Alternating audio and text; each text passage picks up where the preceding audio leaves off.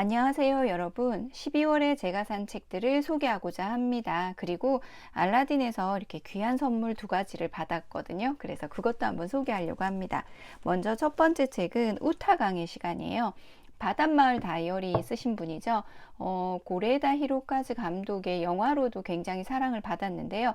그 바닷마을 다이어리에 보면 그 네자매가 나오잖아요. 그 네자매 아버지가 세 번째로 결혼을 한 부인의 남자 아이들 이야기입니다.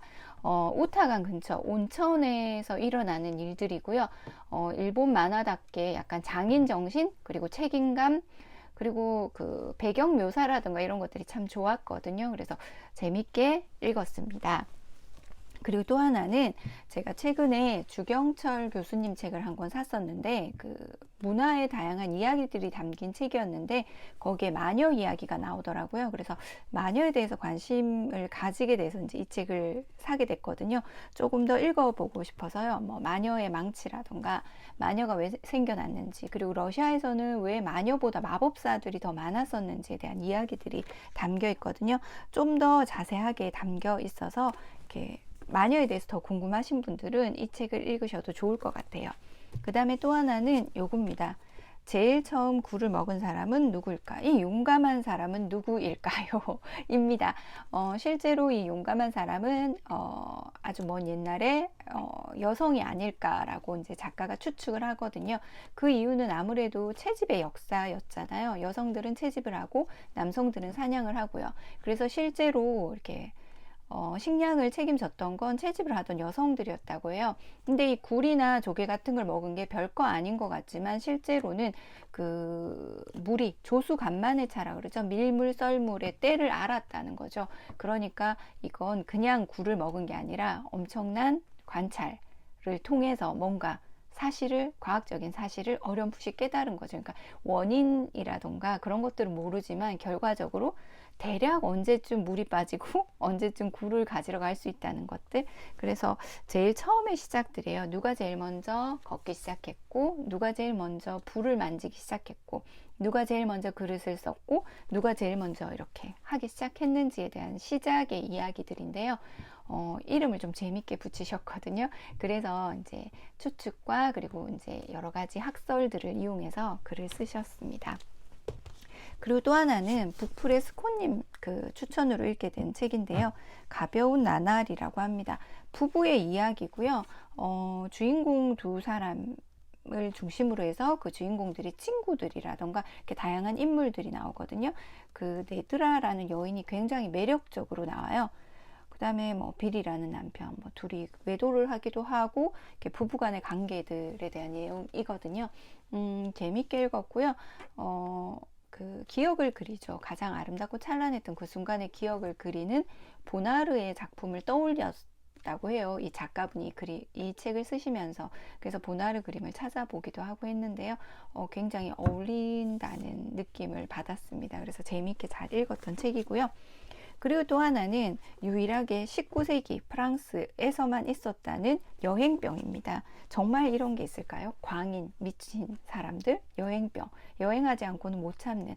왜 그게 하필이면 가장 아름다운 시절이었다는 19세기 프랑스에 있었는지, 그 불안하고 혼돈의 시대였던 프랑스로 가서 왜 이런 일들 이런 병과 이런 일들이 있었는지에 대해서 이렇게 설명하는 책입니다. 그래서 그 의사가 그러니까 뭐라고 해야 되죠? 여행병에 걸린 환자를 이렇게 치료하고 그리고 그 환자에 대해서 기록을 해놓은 내용들이거든요. 그리고 정말 그렇게 병명을 붙일 만큼 그런 병이 있는 건지에 대한 내용들이 담겨 있어서 지금 한 3분의 1쯤 읽었는데요. 재밌게 읽고 있습니다. 그리고 이건 제가 다 읽은 책들인데요. 히트의 탄생입니다. 럭키, LG죠? 럭키 제약이 럭키 크림으로 시작이 됐는데 크림에 담긴 통이 자꾸 깨지니까 거금을 들여서 플라스틱 제조기를 사갖고 왔다고 해요. 그래서 플라스틱 제조기를 이왕 샀으니까 대야도 찍어내고 칫솔도 찍어내고 근데 칫솔만은 잘 안 팔리는 거예요. 그래서 칫솔에 대한 이렇게 꼭 필요한 치약을 만들어내기 시작하고 이런 식으로 꼬리에 꼬리를 무는 재미있는 우리가 알고 있는 수많은 히트 상품들에 대한 이야기입니다. 그림도 재밌었고요. 뭐 제가 좋아하는 것들이 너무 많았어요. 그 술에 대한 내용도 있고요. 그리고 뭐 과자라든가 양갱의 역사라든가 이런 것들 많이 담겨 있거든요. 그래서 추억을 더듬으며 읽기 좋을 것 같아요. 그리고 헌책방 기담수집가, 이것도 저는 이제 다 읽었는데요. 말 그대로 헌책방에서 책을 찾아주는 작가님 이야기예요. 사연이 있는지, 왜 꼭 그 시대에 초판본이 필요한지에 대한, 그 중에서 재미있는 것들을 골라서 쓰셨거든요. 저도 이 편이 기대되는 책입니다. 뭐 첫사랑도 있고요. 그리고 뭐 작가의 사인본, 또 아버지와의 이야기, 뭐 다양한 이야기들이 있어요. 왜 그 책이 필요했는지에 대해서. 그리고 중세를 오해하는 현대인에게, 이 책도 이제 제가 다 읽었는데요. 중세라는 게 암흑시대만은 아니라는 것, 신을 숭배하는 관점에서 방법이 잘못됐다는 걸 조금씩 깨닫는 여명기이기도 하고요. 그리고 계몽주의라던가 과학 같은 것들이 조금씩 들어오면서 르네상스의 발판을 마련한 시기라는 거죠. 그래서 중세를 읽다 보니까 마녀에 대한 관심이 생기더라고요. 자, 그러면 드디어 이제 요렇게 두 상자가 왔습니다. N 박스인데요.